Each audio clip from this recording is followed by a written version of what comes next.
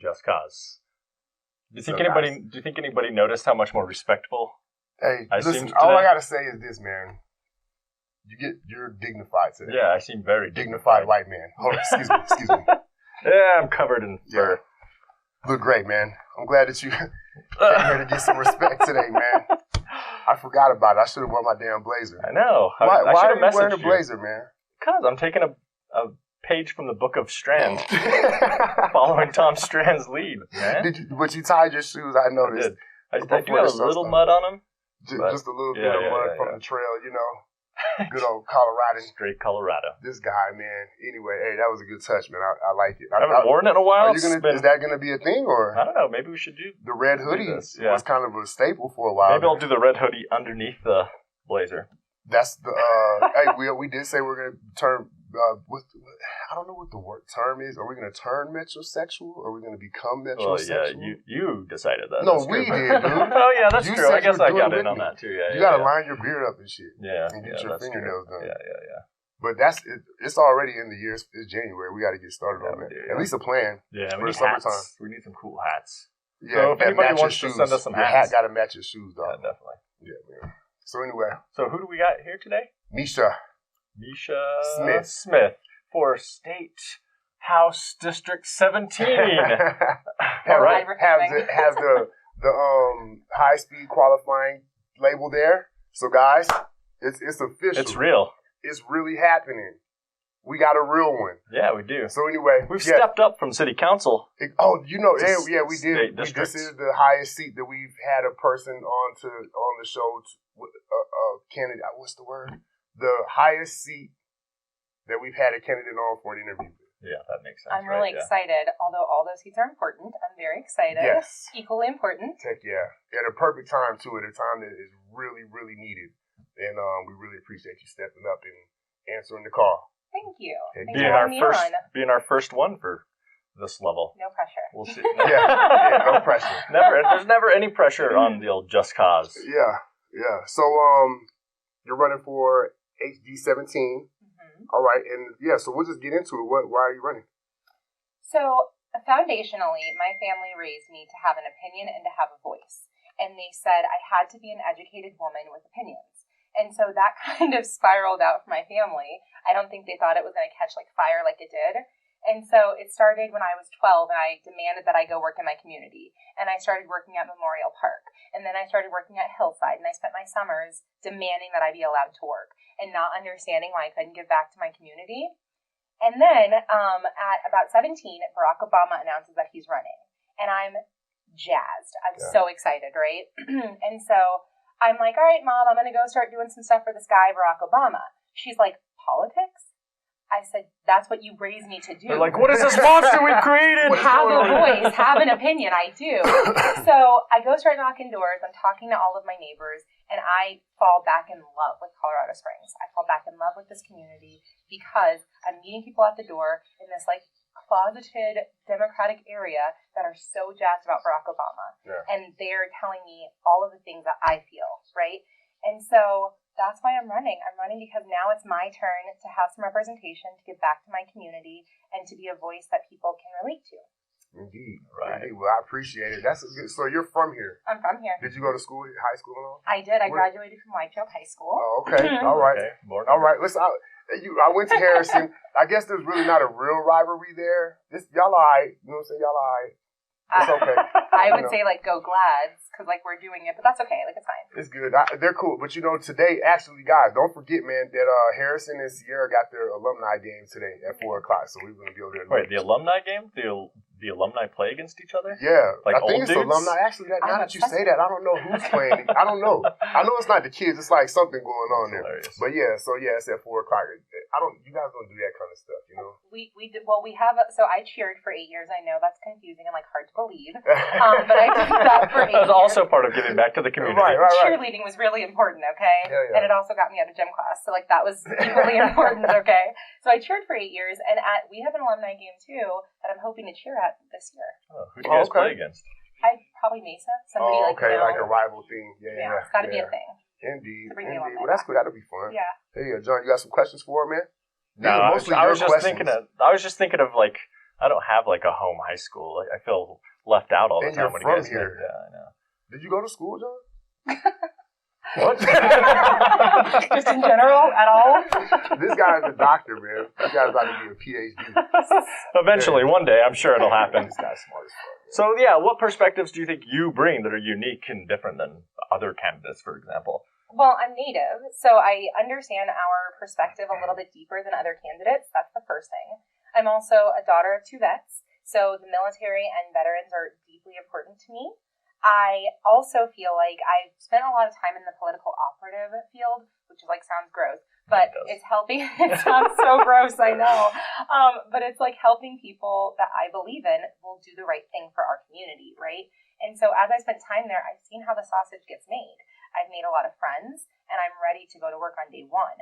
And so because of that, I feel like that perspective all makes for the ideal candidate. Yeah, it is. So she's political black ops making sausage. No, wait. Nice. That sounds bad. I didn't say any of those things. Hold on, you said those things. You just got sausage making in my head, which I'm like, I don't, no. But the sausage is good, yo. The sausage is good. good. As long as the fat ratio to me is correct. It's like 70-30. So when I say the sausage being made, I was definitely on the lean sausage side of things. No, but you gotta have the fat. Right. Listen. Man, this is funny, man. Go ahead. So what I was gonna say is, to me, you're describing like the typical Colorado Springs kid, right? You know, like yes, we all grew up kind of like that, almost all of us. You know what I'm saying? And if we didn't have military in our family, we knew kids that were, and it was like all of this stuff affected us. You know what I'm saying? And you know, actually, John and I were talking about like the way that our lives kind of were in opposite directions at first, you know, because I was like on my way to Iraq and he was protesting or whatever. Oh my gosh. But you know, like we grew up and all of this stuff affected us. You know, like the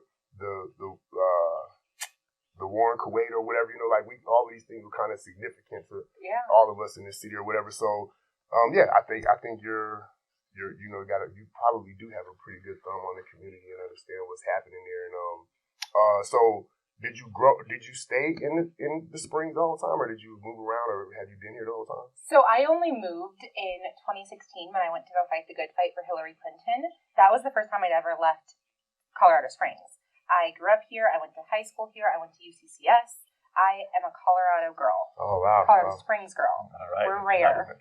No, this is true. Actually, just in our class the other day, there was 3 people, I think, that were born and raised in Colorado Springs. Yeah. Nobody's like from here anymore. Yeah. So I do have to say, I was not born here. That's it. We're ending the interview. Real natives get frustrated. I've been here since I was 6 months old. This is the only home I know. Oh, nice. Where were you? I actually wasn't born here either. Yeah, see, I tell people, look, dude, if you went to school here, you're from here. Yeah. Like, especially like elementary school, but even middle school, I think you're from here. But anyway, Where were you born? Now I'm just curious where you were born. Stuttgart, Germany. I was going to say Germany. Mischa. Yeah. Oh, okay. I was going to guess that. Should have guessed first. We'll just edit it and make it look like you guessed. That's a good plan. Thanks, Les. Yeah, so going through all this stuff, what do you feel the community's greatest needs are? Ooh, okay. In this order, school, mental health, housing. School, we are quite literally living in unprecedented times in this pandemic, and we have got to keep support in our schools, not only for our teachers who are struggling with kiddos that we send home and then ask to come back to classrooms like nothing happened, but additionally with those kiddos that are struggling and need outside schooling. So the before and after school programs are going to be so important. Mental health. As I just referenced, we are living through a pandemic. We have to make sure our neighbors are doing okay. And that includes our teachers, our kiddos, our vets. Everybody is struggling right now, and we have to bring resources back to this community that were here but haven't been here in a while. And then housing. Housing. And there's a lot to be said about housing. Yeah. One of my big priorities. But we have got to ensure that cities and counties have choices and have rights over what's happening and what's being built in our communities.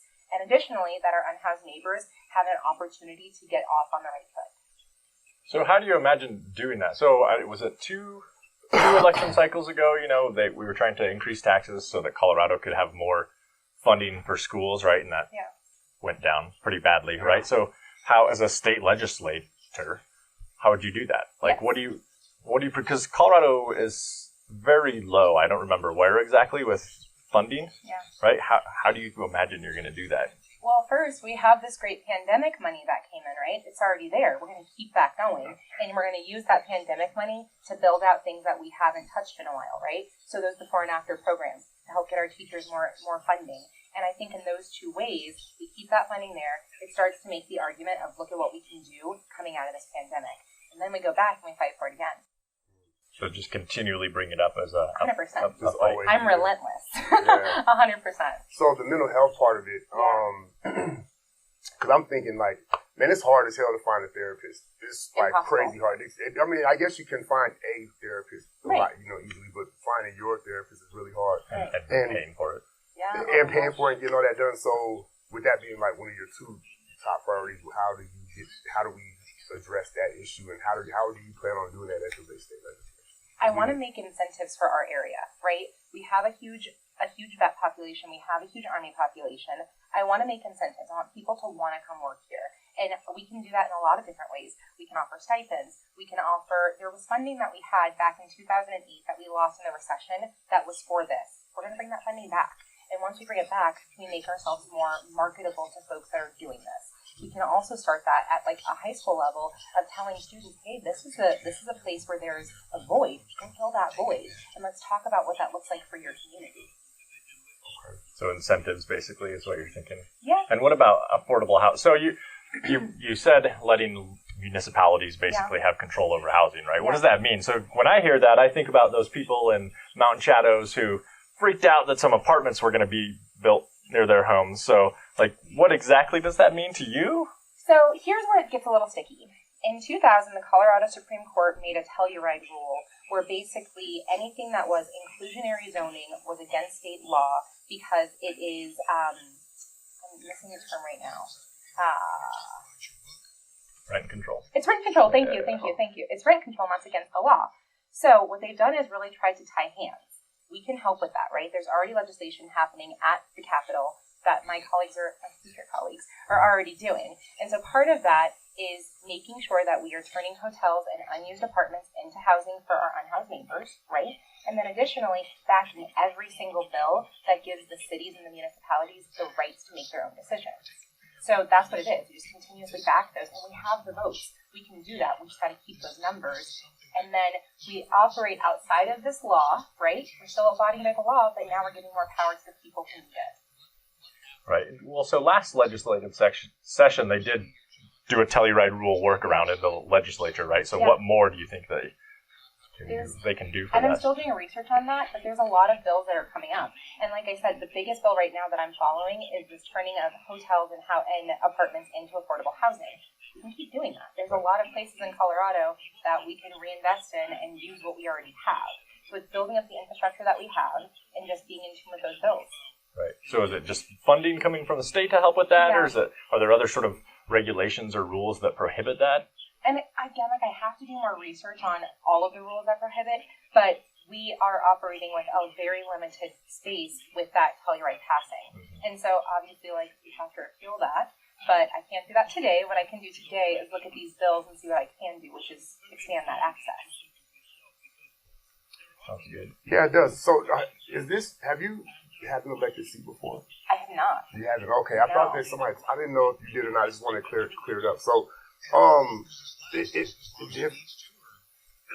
sounds great, right? And I wondered, how do you do that? How do you go? Because for me, I've heard these concepts and things talked about before, and I know there's very progressive legislators up there right now, in action. So I know that these things are happening. So, how do you join that conversation, or how do you tip those conversations into support? You know what I'm saying? Because it's not working so far. You know what I mean?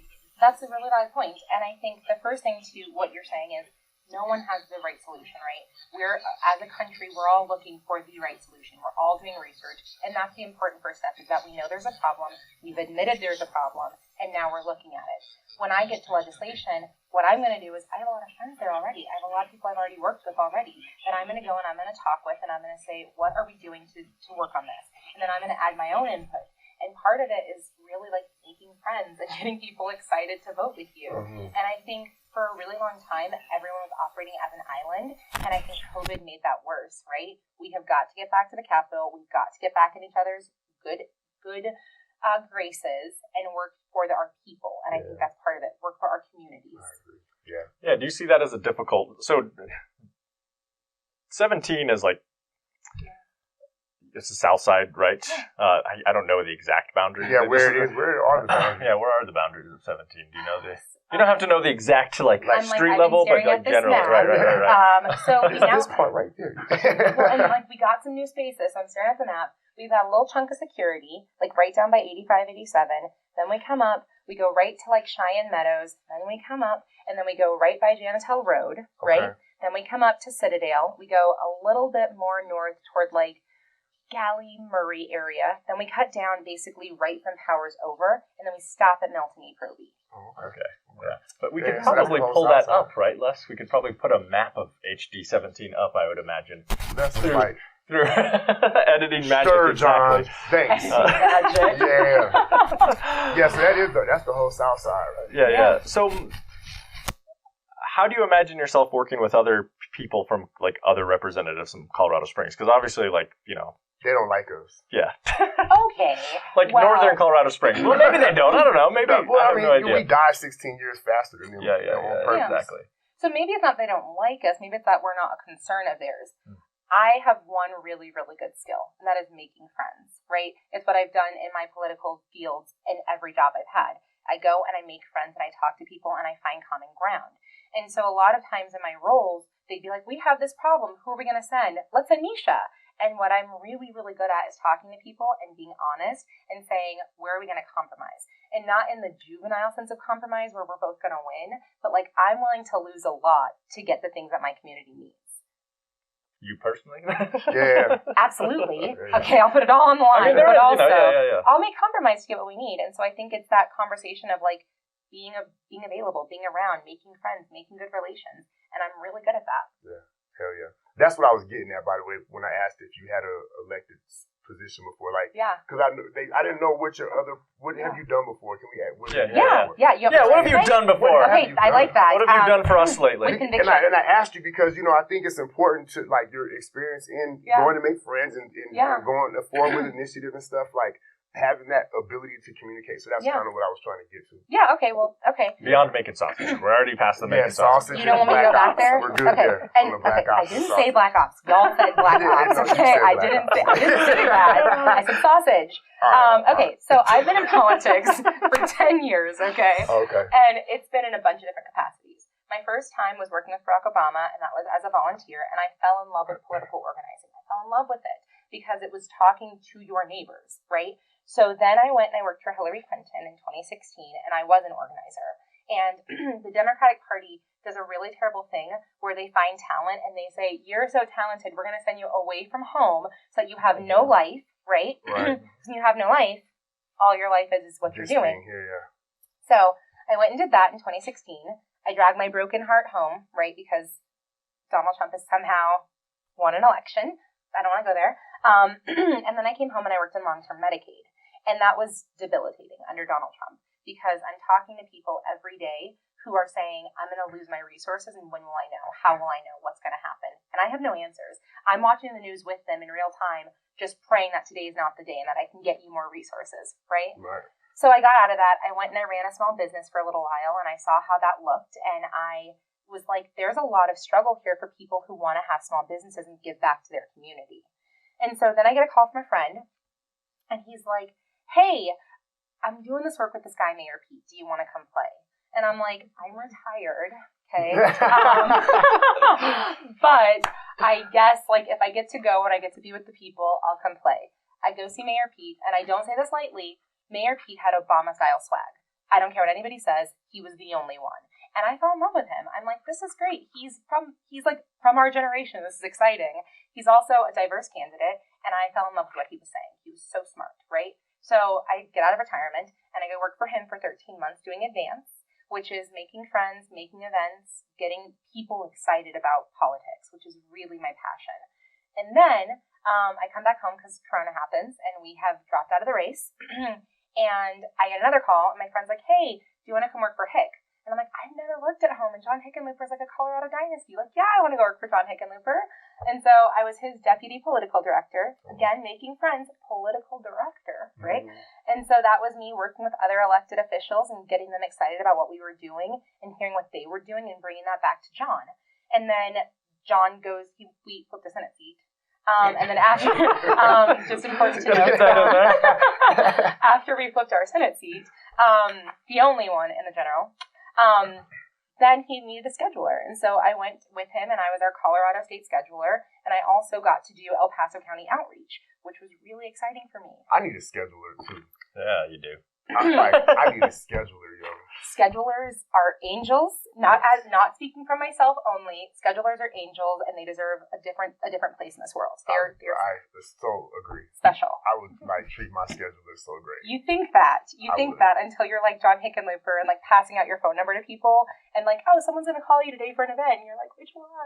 Which person? Help. But that's okay. That's okay. So John Hickenlooper. I'm not gonna get going on Hickenlooper. Yeah, so is he an asshole?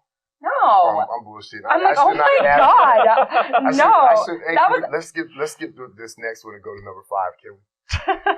No, I didn't mean it. I should have asked you that. I'm sorry. I mean, we kind of covered that already. Question. My bad. John Hickenlooper's a lovely man. Yeah.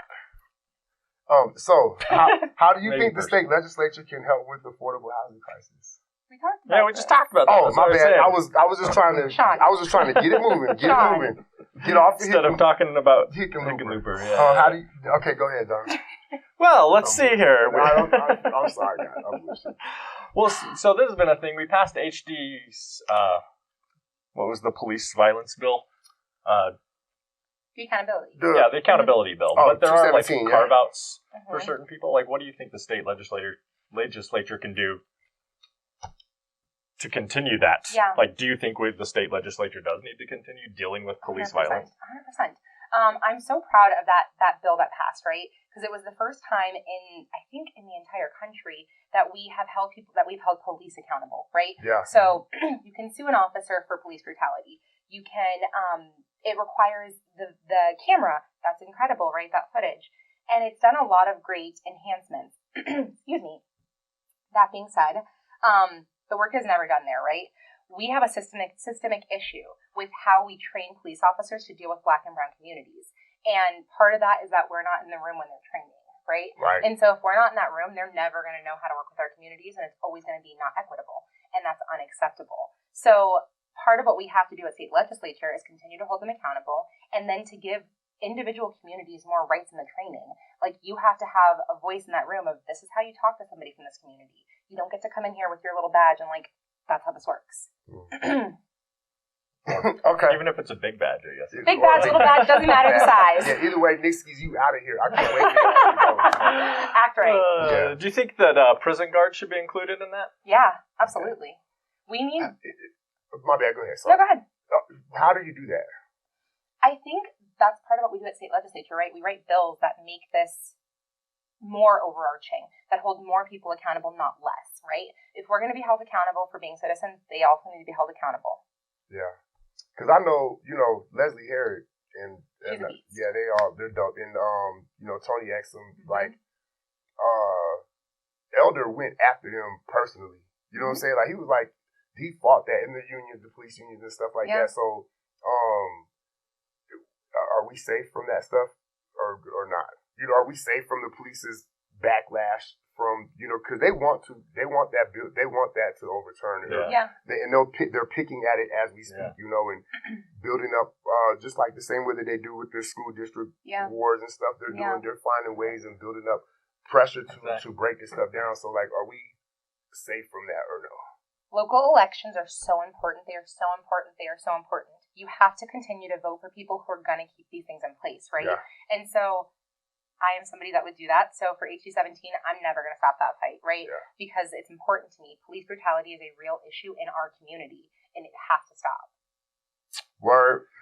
We brought up police unions and the power of police unions, but in Colorado, public employees, municipal employees, university employees, we don't have a right to unionize. Do you support city employees and university employees having the right to unionize and even go on strike? Absolutely. You have to be able to unionize, right? And you have to be able to have advocates from your own field who can talk about your unique issues, right? So yes, unionizing is so important. Yes, you need to be able to strike when it's not right. And as a community and as a union, you need to be able to negotiate for yourselves. So 100%. Hell yeah. Right. Yeah. Cities are definitely fighting that right now. They are fighting it.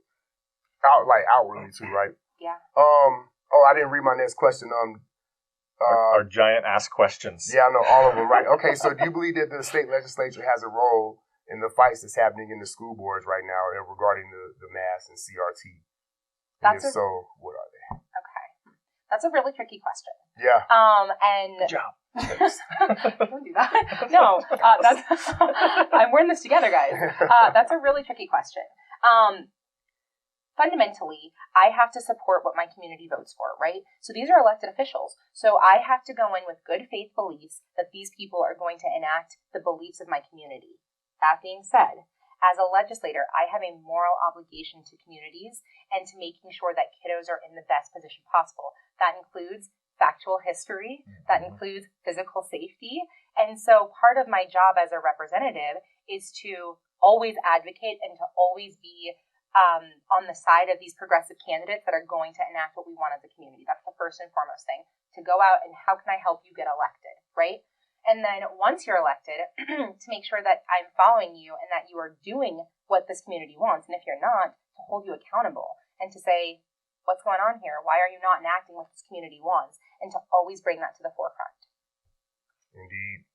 Well, damn. Is that a mic drop? I'm just saying, that's what I would do. That's what I would do. Mic drop. All right. I mean, it is hard because you don't want to get accused of state takeover of local schools. And things like that. And that's what makes it tricky. But I think as long as you are out here advocating for people that you want to see elected, and as long as you are holding them accountable, you're doing your job. Right. I agree. So, last question. Okay. I think. I'm a Southside kid, and Tony Exum is a pillar. 100%. Everybody knows him in our community. Replacing him is a big deal. Yeah. You know what I'm saying? Yeah. And I'm wondering how can you improve on the representation that we have had in our community at that level? That's a great question. Tony Exum is a pillar. Tony Exum has done fantastic work here. That is undisputable. But first and foremost, as a candidate and as a representative, I want to be accessible. People need to be able to reach me at all times and to feel comfortable telling me when I got it right and when I got it wrong, right? And so part of that is just following in his footsteps of being visible in the community, having my pulse on what's going on here and talking to people. And more so than anything, I want people to feel comfortable coming up to me and saying, this vote that you're taking, this bill that you're doing affects me this way, and this is what you need to know. And I want that open door policy. I want to be accessible. Hell yeah. I mean, that is actually pretty important. I mean, I don't agree with Doug Lambourn, but apparently that's one thing people like about Doug Lambourn is that he's pretty open. So, yeah. I have nothing. I get a lot of emails from Doug Lambourn, too. I'm like, oh my God, dude, you're really good at speaking to your constituents, even if it's about ridiculous things. And framing issues. I mean, he sends out emails continually framing issues exactly the way he wants them to be framed. And I think, despite the fact that he does nothing, he literally does nothing, he's really good at mobilizing that base around the way that he wants them to mobilize around the issues that he wants them to mobilize. We got our own Trump. We got our own Trump. Except that Trump was bombastic and Doug Lambourn is just hides in the shadows and and has his staff send emails that are. I have nothing nice to say about that. She don't say nothing at all. Right? Nothing nice to say about that. So there was one thing I wanted to go. What do you think your role then as a representative is? Specifically, as a state representative? Because I think a lot of people don't really think, honestly, myself included, I think about city council, mayor, and then federal. Right. I really don't think about the state legislature all that much. Right. Yeah. So what do you think your role as a state legislature really is? To talk to every voter I can, to always be accessible, and to take our concerns as a community and represent them well.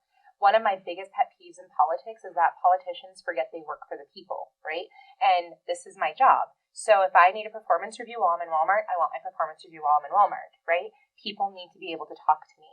And so it's that accessibility, and it's taking those messages and making sure that I am accurately depicting that for our community. And if I'm not, being held accountable. That's my biggest thing. I want people to hold me accountable. Will do. Hell yeah. Oh, geez. Let me backtrack that. Well, look at we barely cursed on this episode. I know, it didn't. Yeah. Did we? I don't know what that's about. It's the blazer. You're right. Blazer, yo. I was trying to think the of level of this is some fucking bullshit. End it right, John, right? take that shit off. The level of sophistication really went up this episode. We got 2 blazers in the house. 2 of them. I know Sean. y'all both. I know. I'm the only one that kept it real in here. Nah, but seriously, I appreciate you stepping up and taking the call. You know, it's a pivotal time, I think, for our community, especially losing Tony in that capacity. He's running for another seat, and he's going to be there. And, we got, Yolanda Avila, all of these people are they're not leaving us, you know what I'm saying? But it's really great to have you, step up and do this. And I think that, the fact that you're not like a Rudy Poop, you know what I'm saying? Like, you've done shit, you've been around, you know what I'm saying? Like, you've actually done things that are needed. And it feels like you've already been doing the job that you're running to officially get or whatnot, and it's going to be in our benefit. So I appreciate it, and good luck to you. Yeah, thanks for coming on. And this is like your big introduction, right? Hell yeah, right the here first on one. Just Cause. It's the first one, man. The first one is so great. So, and I'm sure we're going to see. I met you on Christmas Day, giving you had bags and stuff. And we were doing. I forgot what it was called. The Christmas in the parking lot. In the parking lot. Yeah, and it was Pastor Heather's organization over there. Yeah, she's dope, man. You came down on Christmas in K-Land too, right? She was at Christmas in K-Land too. Yeah. So yeah, man, I really appreciate you. Like, you really that's how you do it. You know what I'm saying? Yeah. It's like you were just down there talking to folks. You know what I'm saying? So I believe that everything that you said is what you're gonna do. So I appreciate it, man. Hey, listen, on Friday, the Men of Influence have the teen night. It's going down, and we're gonna be there for the next 3 Fridays in a row. So if you're looking for something to do on Friday night, bring your ass. You're a teen. Let me tell you something. I'm dunking on people, yo. You didn't do it last time. I did too, man. Did you not see the post? I didn't see any video. I specifically requested from D. I want video of Sean dunking on teenagers. D. All right. No, they weren't. The problem was it was a snowstorm.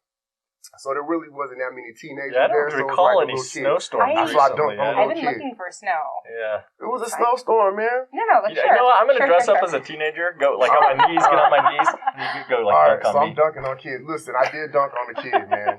I'm going to do it again this A single Friday. kid? Yeah. Okay. On one of them. I jumped over and dunked on him. And then I was like, What? Yeah. McAdoo stopped and he was like, stop, man. Get out of here. Yeah, man. But anyway, so we'll be there Friday from 7 to 11 at the Hillside Community Center, man. Please come out and get your kids, man. Get your kids and tell them to do this thing. Even if there is a little bit of snow. Even if it's a little bit of snow, we're going to be there, man. It's going to be a good thing. It's different faceted stuff. We got pizzas and dance rooms and gyms and the whole, they got a little art, little craft thing that they can do. Make clay pots. Not clay pots. They were messing with, well, hey, I think we can figure it out, man. We just need you to come do it, John. So John's going to figure out how to make clay pots at the thing. That'll be this weekend, too. All right, right Thanks, on. John. Bring the blazer. I want to get it dirty. And Tom Strand, too. Bring Strand's ass. Baby year Strand. All right. Yeah. Well, anyway. thank you, guys. Yeah, thank you so much for coming. I appreciate it. Good luck to you. Thank you. All right, man. Yeah, all Peace out, y'all. We got your boy.